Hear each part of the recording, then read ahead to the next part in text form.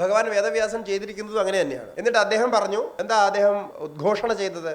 എൻ്റെ ഈ കാവ്യത്തിൽ നിന്ന് 1,00,000 ശ്ലോകങ്ങളുണ്ട്. 1,00,000-ലധികം ശ്ലോകങ്ങൾ നമുക്കിന്ന് കിട്ടിയിട്ടുണ്ട്. പക്ഷെ 1,00,000 എന്നാണ് മഹാഭാരതത്തിൽ തന്നെ പറഞ്ഞിരിക്കുന്നത്. 1,00,000 ശ്ലോകങ്ങളുണ്ട് എന്ന്. ഏതിലെ? മഹാഭാരതത്തിൽ. അത് ഈ ശ്ലോകങ്ങൾ എണ്ണുന്നതിൻ്റെ വ്യത്യാസം വെച്ചിട്ടാണ്. കാരണം ചില ശ്ലോകങ്ങൾ പകുതി ആയിട്ടും ചില ശ്ലോകങ്ങൾ ഉണ്ടാവും, 2 ലൈനായിട്ട് ശ്ലോകങ്ങൾ ഉണ്ടാവും, 3 ലൈനായിട്ട് ശ്ലോകങ്ങൾ ഉണ്ടാവും, ഇങ്ങനെയൊക്കെ ഉണ്ടാവും. അതുപോലെ ചിലയിടത്ത് ഉവാച, ഭഗവാൻ ഉവാച എന്നൊക്കെ പറയുന്നതിന് ഒരു ശ്ലോകമായിട്ട് കണക്കാം. ഇങ്ങനെയൊക്കെയുള്ള ശ്ലോകം എണ്ണുന്ന രീതിയുണ്ട് അതിൽ. ഏതായാലും അത് മറ്റൊരു വിഷയമാണ്. അപ്പോൾ 1,00,000 ശ്ലോകങ്ങളുള്ള മഹാഭാരതം, അതിലെ ഈ പറയുന്ന വസ്തുതകളൊക്കെ ചേർത്ത് നടന്ന സംഭവത്തെ, ഇതിഹാസത്തെയും ചേർത്ത്, ഇപ്പൊ ആത്മകഥ എന്ന് പറയുമ്പോൾ സ്വാഭാവികമായിട്ടും നടന്ന സംഭവമാണല്ലോ, അങ്ങനെ ചേർത്ത് അതിലെ നേരത്തെ ഞാൻ സൂചിപ്പിച്ച രൂപകവും അതിശയോക്തിയും ഒക്കെ കൂടെ ചേർത്ത് നല്ല രീതിയിൽ വായിച്ചാൽ നമുക്ക് താഴെ വയ്ക്കാൻ തോന്നാത്ത രീതിയിലുള്ള ഭാവത്തില് അത് രചിക്കപ്പെട്ടിരിക്കും. ഇപ്പൊ മഹാഭാരതം എടുത്ത് വായിക്കാൻ തുടങ്ങിയാൽ, മൂലഗ്രന്ഥം നമ്മൾ എടുത്ത് വായിക്കാൻ തുടങ്ങിയാൽ നമുക്കത് നിർത്താൻ തോന്നില്ല. അതാണ് അതിന്റെ ഉള്ളിലുള്ള രസം. അപ്പൊ അത് അങ്ങനെയുള്ള ഒരു രീതിയിലാണ് അത് ഉണ്ടാക്കിയിരിക്കുന്നത്. അതുപോലെ തന്നെ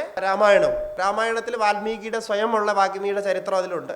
അതുപോലെ തന്നെ വാൽമീകി ശ്രീരാമചന്ദ്രനെ അവിടെ ഉത്തമ പുരുഷനായിട്ട്, ഒരു ഉത്തമ ക്ഷത്രിയ രാജാവായിട്ട് കണ്ട് അദ്ദേഹം കണ്ടറിഞ്ഞ കാര്യങ്ങൾ മുഴുവൻ ജീവചരിത്ര രൂപത്തിൽ അതിൽ പ്രകടമാക്കി. അപ്പോൾ അങ്ങനെ അതുകൊണ്ട് 2 രീതിയിലും അങ്ങനെ വരാം. അപ്പോൾ ആത്മകഥയെന്നും നമുക്ക് ജീവചരിത്രമെന്നും 2 രീതിയിലും അതിന് പറയാം.